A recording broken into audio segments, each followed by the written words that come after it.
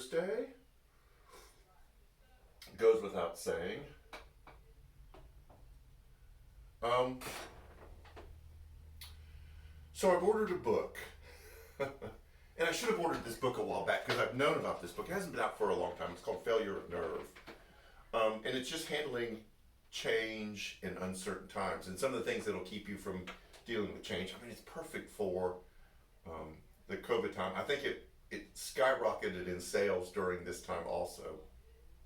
But I was hearing an interview about it, and there's two things that really struck me about what we're going through as a society, what you may be going through personally, and then obviously what we're going through as a church. And that's going to be our shift from the May series and thriving personally to thriving as a church. Does church still matter? And we're having to deal with a lot of change here.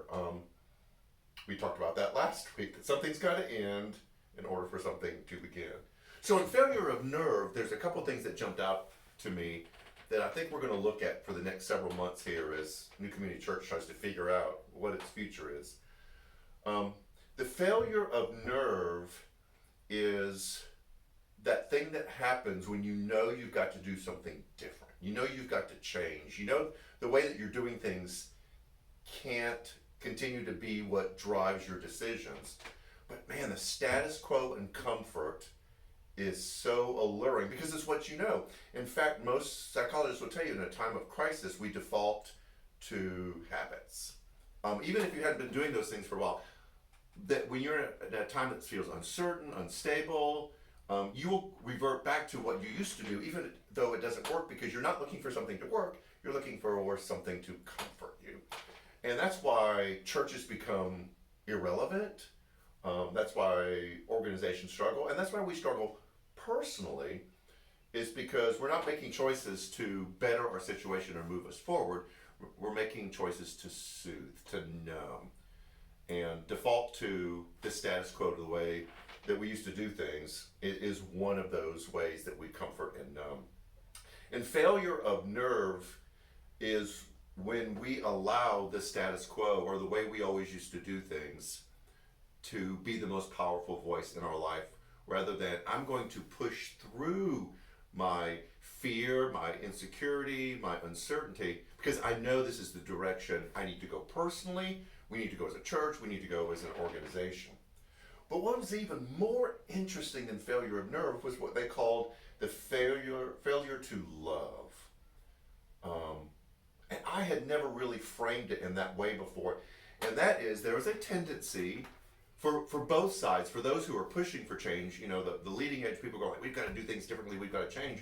But also for the status quo people, like, well, why can't we just do it the way we used to do it? And this used to work, and I remember back in the day, or I always used to do this, that we lose our love for people who have the opposite position. And so they become an obstacle. They become a barrier. They become, quote unquote, the enemy. Like, well, why can't we just do things the way we do before? And we lose our love for people who are encouraging and challenging us to move forward. And those who are moving and challenging to move forward lose their love for those who kind of sit down and don't want to do anything differently. And I was super intrigued with that, because it seems like the writer of this book, and I haven't done any research yet, but when I ordered the book, and so when I get the book, I'm going to do a little bit of research. The writer has taken the concept found in 1 Timothy, I think it's 1 Timothy, 2 Timothy, where Paul was telling Timothy, God hasn't given us a spirit of fear, but of power, of love, and common sense, or a sound mind.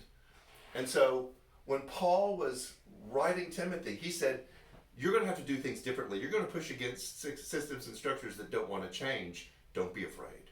God doesn't give us a spirit of fear. So if you have a failure of nerve, understand that that's normal, that there is a fear to doing things differently. Don't be afraid of it. However, he also gave us power, love, and a sound mind, which addresses the other side of that, and that's the failure to love. And so I am really intrigued by this concept. You'll probably begin to see it worked into some of the things that I'm saying, some of the things that we're trying to do, how our leadership relates to each other, is we can't have a failure of nerve. We can't be afraid to forge ahead. We are really fortunate. New Community Church is further ahead than a lot of other churches understanding what this new reality is going to look like. I don't want us to lose our love in this, because there will be people who will be on the opposite side of where you are. They're going to want to push faster than you're comfortable with. They're going to want to ask you to do things that you've never done before. And there's going to be a tendency to be resistant and maybe even to form some hard feelings toward them. And there's going to be people who sit down and are like, I'm not going to do things differently. I think we ought to just do the things that we've done before, just do them better. And there's going to be a tendency by those who are pushing for change to look upon them in a dim light. So, I think these are two important concepts that Paul talks about. That we don't have a spirit of fear. If we're feeling this failure of nerve, what is that? And what would it take to push through it? And then we've got these gifts at our disposal of power, God's power to help push us through that, of love, to not lose love for those who see things differently than us. We have got to center on that. And then of a sound mind. Like, okay, we'll push it, it doesn't work, or let's do that whole thing and see if it maybe still works. I'm excited about what New Community Church can do. I know we're in a weird place, but it's a fresh new fallen snow, and we get to make our own tracks, and I am thrilled about that. So that is my Thursday thought. You're probably tired of seeing my face. I have been on nonstop all week. Sunday, we're going to celebrate our grads. We're probably going to move it indoors because it's going to be 8,000 degrees on Sunday, so know that.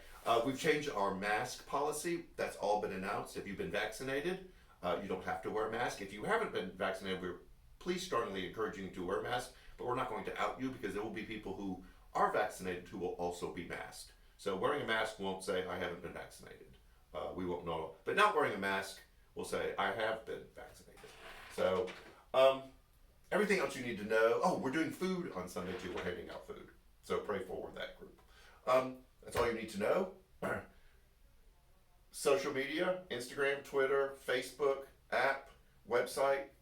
It's all out there. So, man, it's beautiful. Have a great rest of the week, a great weekend, and we will see you on Sunday, either in person or virtually. So take care.